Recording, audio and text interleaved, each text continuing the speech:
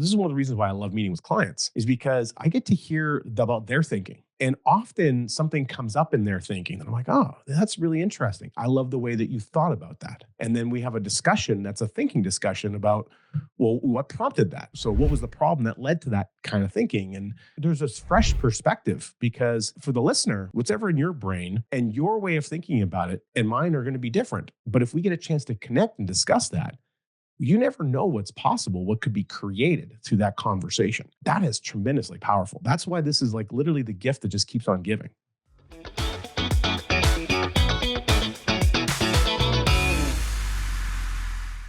Okay, so we were just chatting before hitting the record button.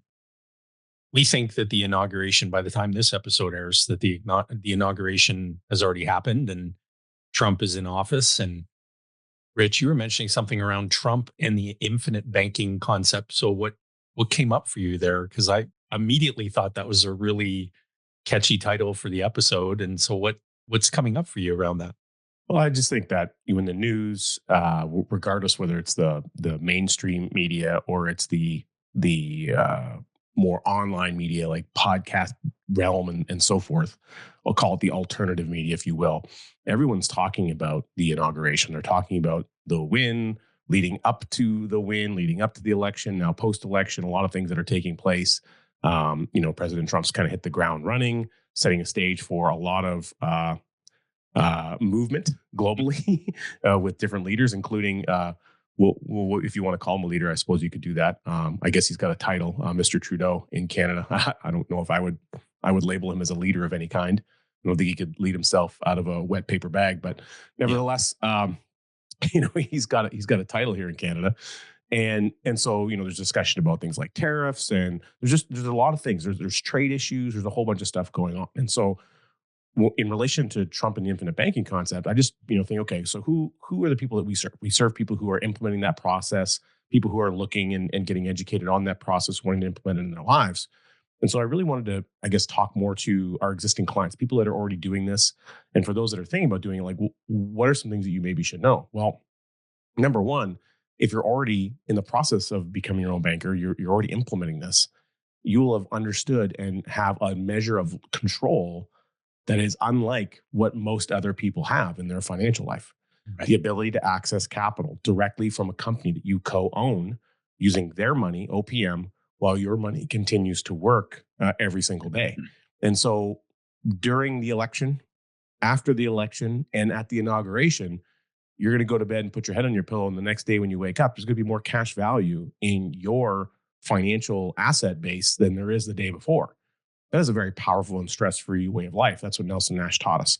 And so I think there's some important things for people to understand, that the impact that is going to be had on a geopolitical environment, and there's economic turmoil that gets created. Some of it's going to be extremely positive.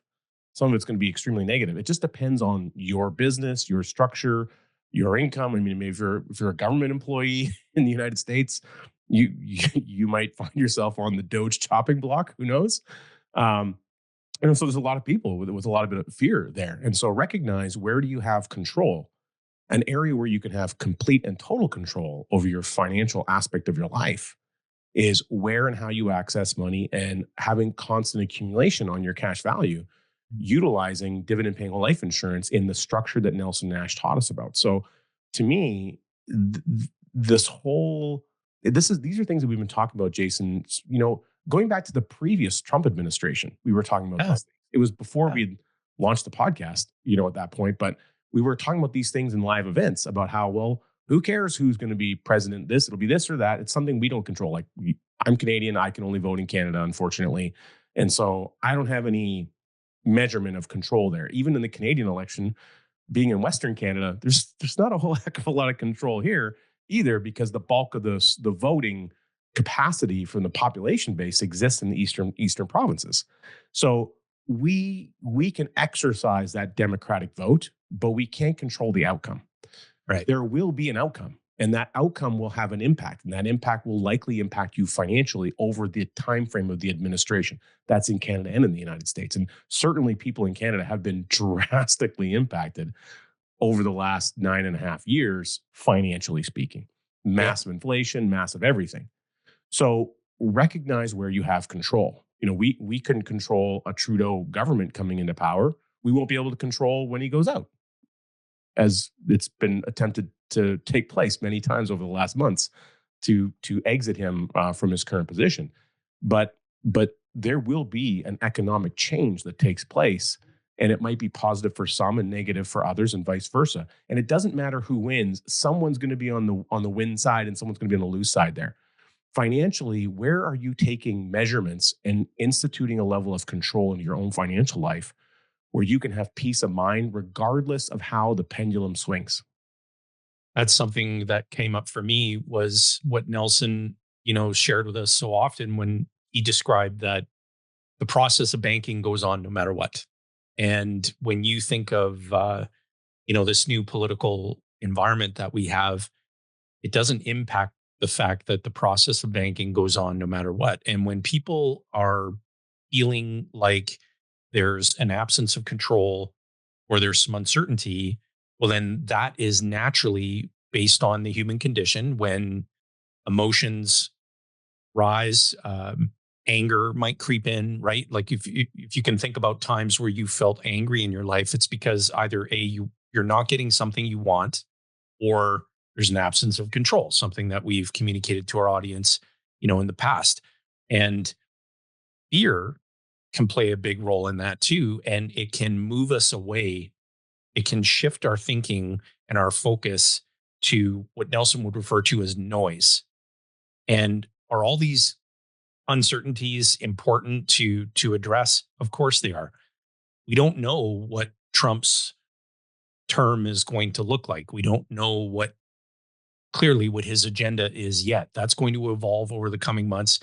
I would probably predict, so today we're recording this on January the 3rd. I would predict that we are going to have a new prime minister before the end of 2025, and that prime minister will be Pierre Poilievre. Without a doubt, he is going to be the next prime minister of Canada.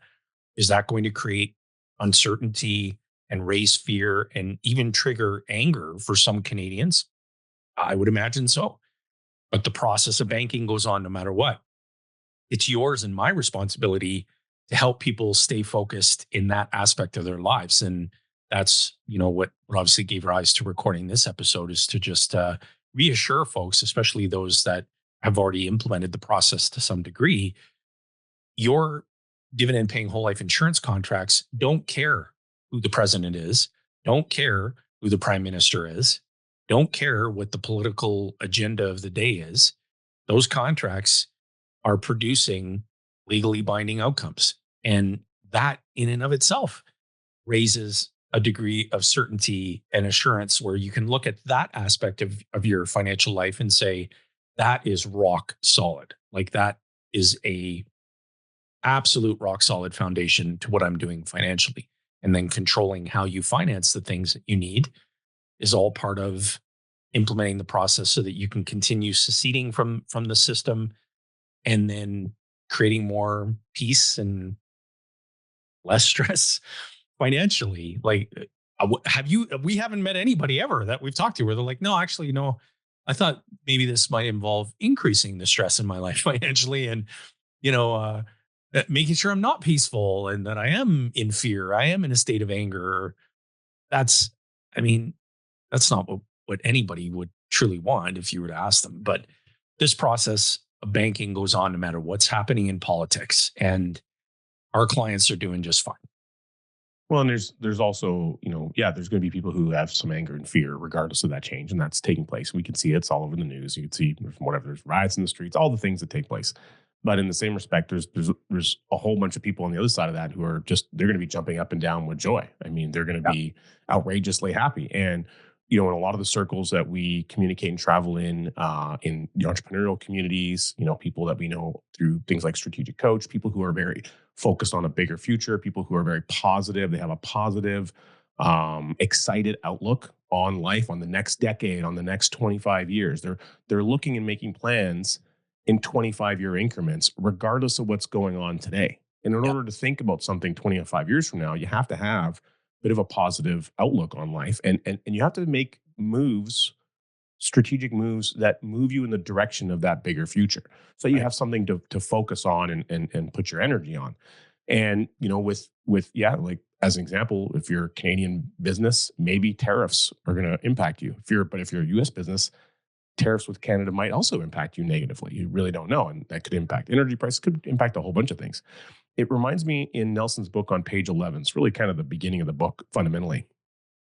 If some authoritative power distributed all the money in the world equally among all of the people in the world, within 10 years' time, 97% of all the money would be under the control of 3% of the people. So that's a very powerful statement. Now, people have said similar things about that. Do we know if it's actually true or not? I mean, I think in times of like war and other economic climates in the past, you can see how that trend tends to make itself known. Um, Banking is the most important business in the world. Without it, all business comes to a screeching halt. Whenever a business transaction takes place, money must flow from one party to another in a relatively short period of time. Yep. Otherwise, nothing takes place. That's the process of banking that Nelson's talking about. The flow of money must come from a supply source or a reservoir. And that's what a bank is. Snowbank, blood bank. Blood bank is a reservoir. This is a storage facility, storage location for money, for capital. This is the essence of what the banking business is all about. Someone or some organization has control over a pool of money that can, in other words, it has the ability to flow, and it must flow at a cost to meet some need. Must flow at a cost. Well, that's the price of like interest and fees and all the things that it takes in administration to move money from one place to another. That's the cost of the draft that you go get when you want a bank draft. It's the cost of the teller. It's the cost of the administrator that's on the phone when you call in. It's all of those associated costs that have to be taken care of. So some organization or some person, well, we think generally about this process in the way of organizations. That's the banking community, typical brick and mortar banks, deposit taking institutions, lending institutions. Yeah. But also insurance companies perform the function of those organizations. Someone can be you if you have the first right to access and distribute or utilize capital liquidity that is available through the method of collateralization of your own cash value contract. And what Nelson's talking about here is you can be the someone rather than the some organization performing that function. 100%. And to add to that, on page 23, right to the tail end of what you just said, Nelson goes on to describe, he says, and there are no government bureaucrats looking over your shoulder telling you what you can and cannot do. The result is limited only by the imagination of the policy owner. Brilliant. Well, and the other thing that I thought about here too, this is what drew me to this page. It was something that you said. We're talking about. Okay, we're talking about administration changes, giant political moves, political changes, 4-year terms, the whole gamut there. Because there's a shakeup happening. I think globally, we're seeing a lot of like almost like a pendulum shift happening in a lot of areas of the globe, and there's something interesting about that 2025 kind of, we're a quarter century into this new environment, and it's like what's changing, what's taking place. The next sentence Nelson has here is there's only one pool of money in the world. The fact that this pool is managed by any number of institutions, banks, insurance companies, corporations, and individuals in various countries with various currency denominations is incidental. Now, I would add to that, in various political environments.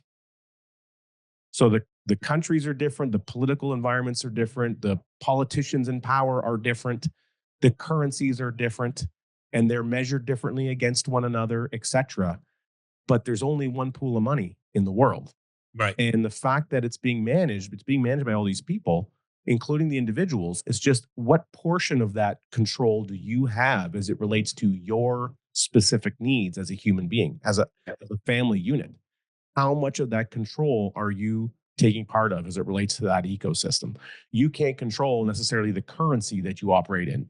I mean, to a degree, you can do currency trading, sure. Yeah. But I mean, you live in country A, you're going to be doing commerce primarily in the currency of country A. Like if you're in Argentina, they've been facing massive inflation, and now Javier Milei's got that mostly under control in the 1 year time frame that he's been in power. We'll see how that progresses moving forward. A lot of confidence seems to be building in that environment, but that's probably that's not a currency I would want to go trade in personally. But if you live in that nation, that's what you're working with. Now they're trying to dollarize using the US dollar. So you might be able to conduct business and trade in the US dollar in that currency now more so than you could in the past.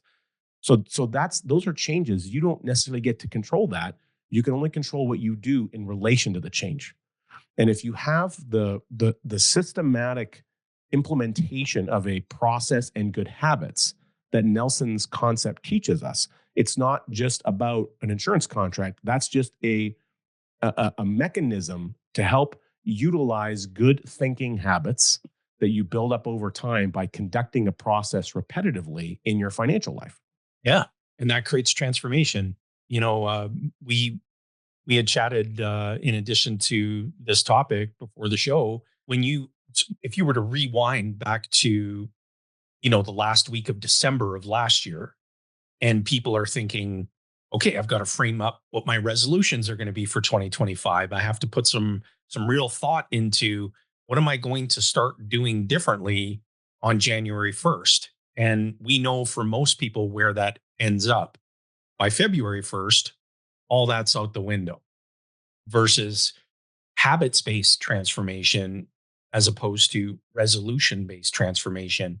And there's, I think, no better time. I was thinking about this over the Christmas break. There's no better time, in my humble opinion, for us to be coaching even more on the family banking aspect of this, and not just emphasizing, which I think we've done a great job at not doing, emphasizing it at the individual level. Suffice to say, I mean, that's where the banking function should be held, is at the you and me level, the individual level. But the implementation of the process is so much more abundant within the family framework. And so this year, we're going to respond to what people have asked us, that they desire. And they desire more concrete approaches on implementing the family banking system, which is now trademarked successfully, by the way, which is super awesome.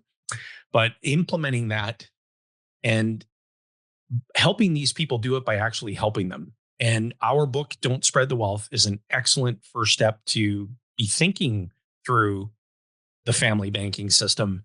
But Rich and I are going to do a lot more coaching on the actual paint by numbers, step-by-step implementation. And I think there's no better time for that, especially considering the fact that there is going to be so much of this external change. But families have to be reminded, like, the process of banking goes on no matter what.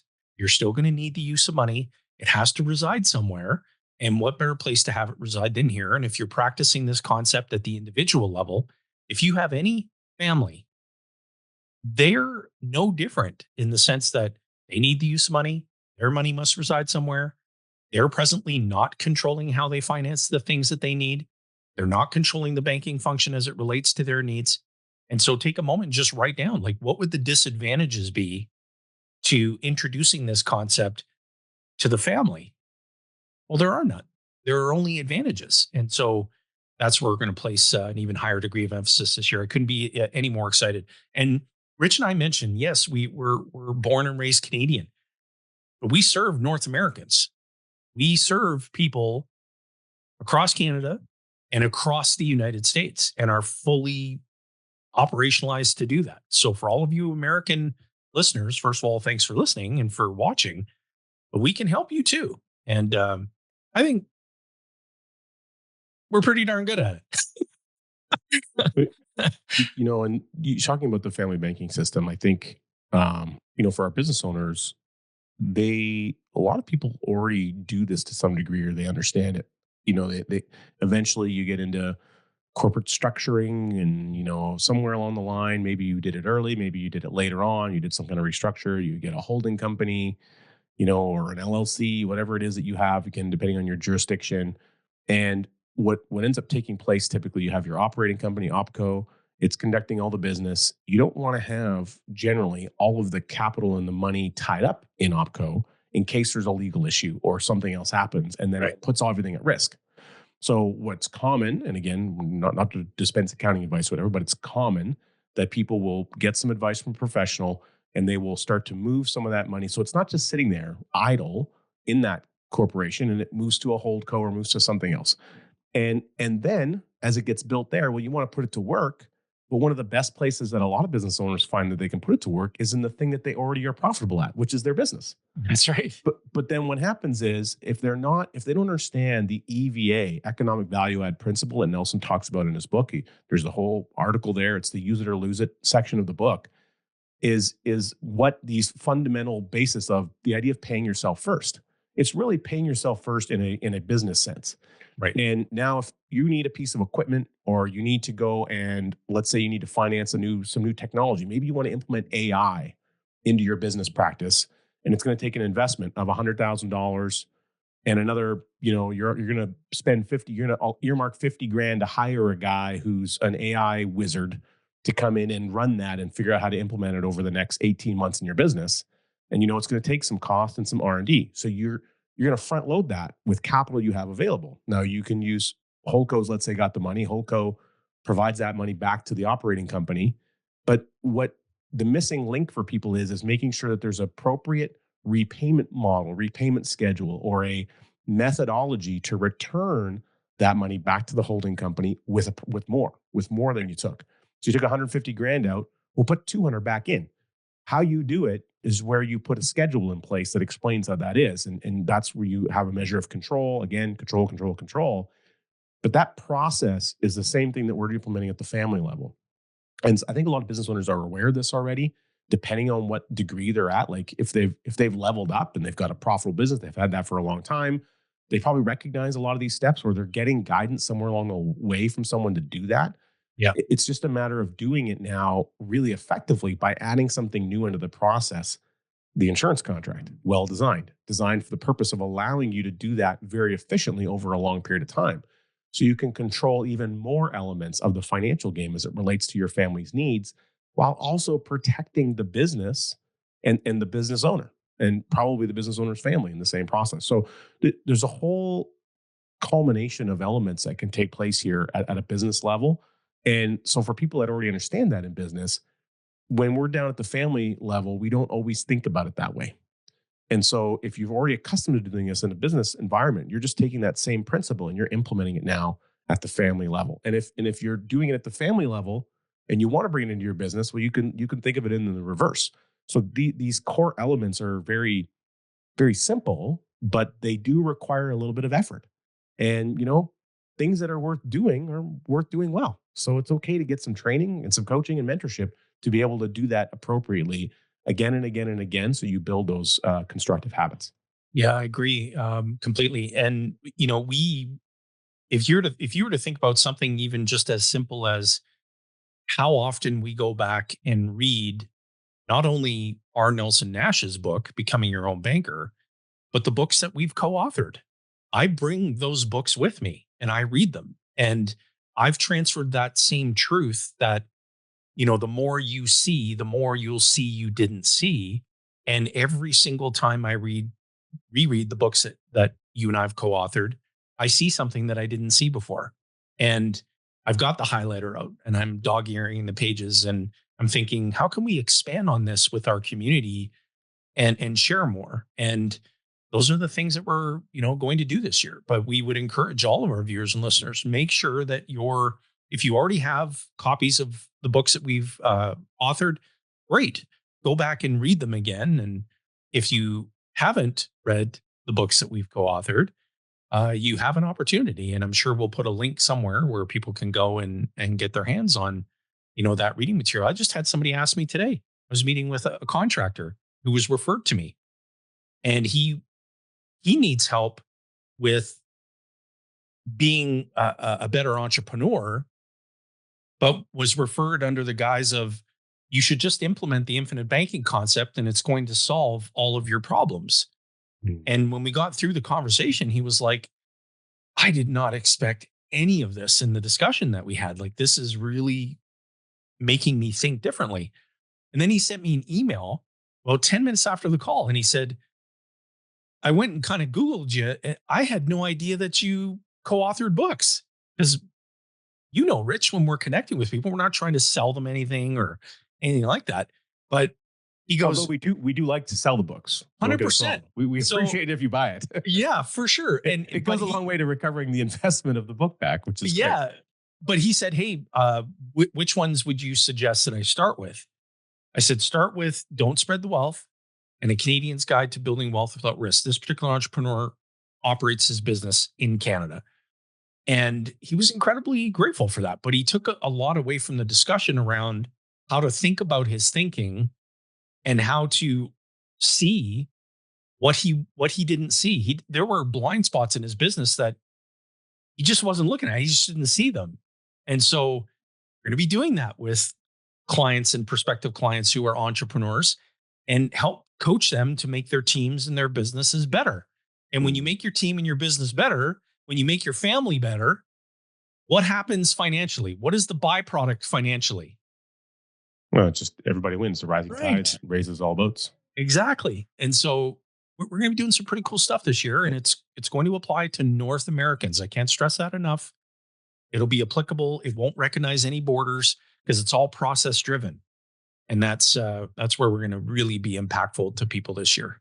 And for our listeners who maybe aren't on YouTube or whatever, you can get a copy of Don't Spread the Wealth at don'tspreadwealth.com. That's don'tspreadwealth.com. And you can get a free download of Cash Follows a Leader by going to cashfollows.com. That's cashfollows.com. Oh, cool. Now, on that note, we do have several new books that are in the works right now. Jason, we're hopefully going to be releasing one, I would imagine, in the next, by the time this airs, hopefully in the next, maybe give or take 1 to 2 months after that. Yeah. We are working on a book for farmers, grow your own capital. Yeah. Yeah. With co-author by the amazing Dan Allen. We've got an incredible book with Sarblo Gill coming out, taking the lead on that one. And of course, we have an awesome book, which I'm super pumped about. I'm pumped about all of them, but this one I think I'm really uniquely excited about. And that's a book with teens and the infinite banking concept. And it's co-written by your son Jackson and your nephew. And I'm really, really excited about that because we're going to get a whole fresh perspective on some young people that have grown up in this, and they've now even delivered presentations on stage in front of 300 financial professionals about how simple this process is. We just hosted our family banking meeting the last week of December of last year.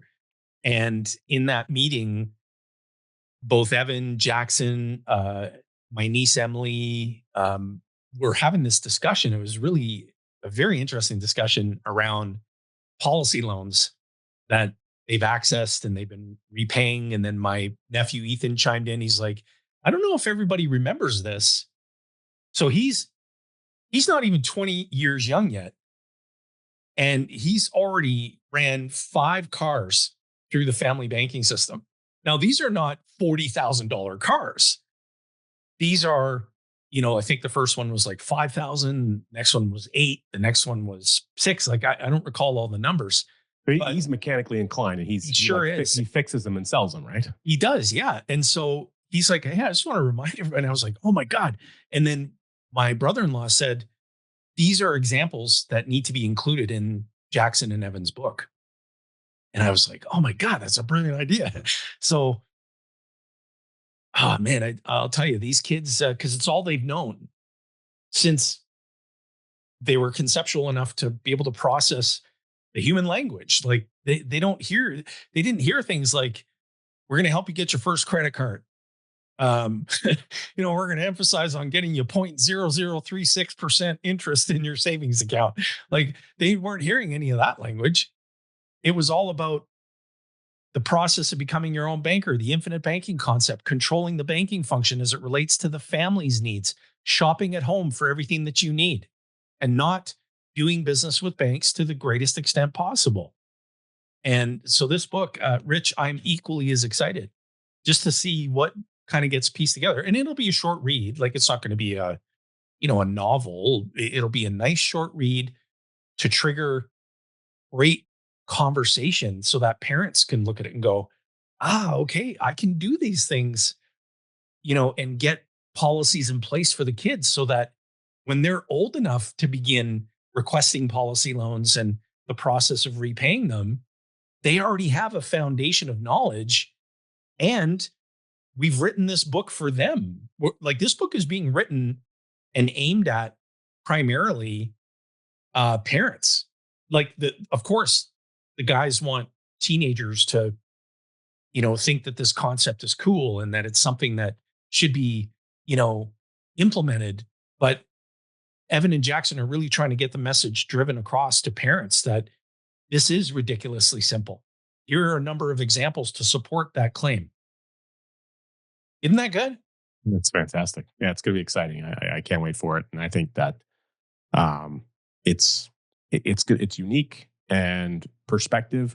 Like, you know, we say again and again that it all comes back to Nelson's book, but Nelson's book, everything that we're doing is a way to provide a perspective on Nelson's information Right. that gives something, there's a reason why you and I keep investing in our own education, our own financial education. Everything that we do is why we go back to the book is we're looking for what is it that we haven't seen yet. Right. So that's rethinking your thinking. That's the ruminate. Okay, so we know these fundamentals. What is it that we haven't thought about with the fundamental? What is it that we don't know that we should know? What is it that we could figure out that's also there that we didn't see before? And that type of questioning creates a tremendous amount of curiosity. And but it's all focused on one core area. And so I really, when you think about, people talk about how do you develop mastery in something. I think something like you need 10,000 hours or some ridiculous number to develop That's right. mastery. So whether you're a chef or an electrician or an entrepreneur, like whatever it is that you're doing, whether you're the people in the court that type really fast and put everything in code, like a court reporter, like whatever that is, you have to develop this skill set. And then the more that you do it, the better you get at it. But then you might get almost, I don't know, bored or whatever. So you go back and you look at it from a different vantage point, a different angle. And I'm certainly not bored by it at all, but I'm always looking in curiosity to go back. Okay, what else is here? What else can we unpack? Right. And you never know when it's going to hit you. And often when we're in a community of and here's the other thing. This is one of the reasons why I love meeting with clients is because I get to hear about their thinking. Mm. And often something comes up in their thinking that I'm like, oh, that's really interesting. I love the way that you thought about that. And then we have a discussion that's a thinking discussion about, well, what prompted that? So what was the problem that led to that kind of thinking? And there's this fresh perspective because for the listener, whatever's in your noggin, whatever in your brain, and your way of thinking about it and mine are going to be different. But if we get a chance to connect and discuss that, you never know what's possible, what could be created through that conversation. That is tremendously powerful. That's why this is like literally the gift that just keeps on giving. Well, and I think that's why it's important too to make sure that you're connected with the right coach, with somebody who has that degree of proficiency and can help you think about your thinking, not the coach's thinking, your thinking. But you have to be really, I guess, well versed in what you're doing in order to have the right impact. Otherwise, the conversations are primarily product focused. They're primarily product performance focused. They're not really focused on habits based transformation and getting somebody to that bigger future, not to becoming really good at looking at in-force illustrations. Like, what does that have to do with building a bigger future? And so I love those types of discussions too. And I find that now I think you and I are quite humbled in where we are in our journey, but I find that now it's just much easier to spot those opportunities where you hear something in their thinking and you can immediately be impactful. You can immediately be resourceful. You can help them sort of make an even higher accelerated progress. Like, it just feels really good to be able to do that. But we had to put in the 10,000 plus hours to get really, really good. at this. And the discussions that we have today are like just remarkably different than what they would have been back in 2010, 2009, in that time. I wouldn't even know how to describe to like 30-year-old Richard what it is that we know now, and that he would have been ready to, like, I don't think he would have, I think he would have been open, but I don't think he would have been able to understand Yeah. even what I could share with him today. I just don't. And I've always been very open. I've always been a voracious learner. I've always been very curious, but I was also very easily distracted. Now, to some degree, that still exists. But look, squirrel. But I do think that you know there's something that comes with just time under your belt that you can't Oh yeah. you, Yeah. you know and all that learned activity and all the conversations with clients and conversations about their challenges and their strifes, but also all their successes and their wins, and how that develops your own thinking. Like, it's really, really tremendous. And then, like, from a perspective of our team, we have a growing team of advisors. We Yep. do regular, coaching, and work together, with them on a regular basis, and hearing about their conversations with clients. And so it's Yeah. like, okay, you're in a meeting now with 25 people or advisors, and everyone shares a story about a client interaction from the last month. That's 25 interactions, and now everyone's learning from those interactions vicariously through the person that had it. Right. And so what happens in that environment is you can create a mass infused learning environment. It's kind of like when you marinate chicken, you go and you seal it up in a vacuum container and Yeah. let all the juices kind of get in there. We're getting all that, like, infinite banking conversational juices marinating in the team so that we can enhance the flavor, if that makes sense. That makes perfect sense. And that's the strength of a team. Well, I should say, yeah, like that's the strength of a team that learns together, shares together, wins together. Like there's um there's just something amazing in that. And credit to them, right? It all begins with commitment, and or as Nelson would say in his book, it all begins with a desire to change, a desire to grow, a desire to get better, a desire to create that peaceful, stress-free way of life financially. So this year is going to be really, really, really amazing in the focus that we're going to place on making our viewers and listeners the stars of the show and giving them what they desire. And so it's going to be a lot of fun. But make sure, can't emphasize it enough. Rich, you've got a copy of Don't Spread the Wealth handy. I don't have my copy handy. Um, both of these books, make sure if you haven't already, add them to your wealth building library. You'd be glad you did. Any closing remarks, Rich? No, man, just excited that we're getting our first episode of the year recorded for us Yes. done. And, um, you know, it's going to be a really amazing year. And I think with some of the going back to geopolitical changes that we talked about, myself personally, I'm extremely excited and positive around what those changes are going to mean.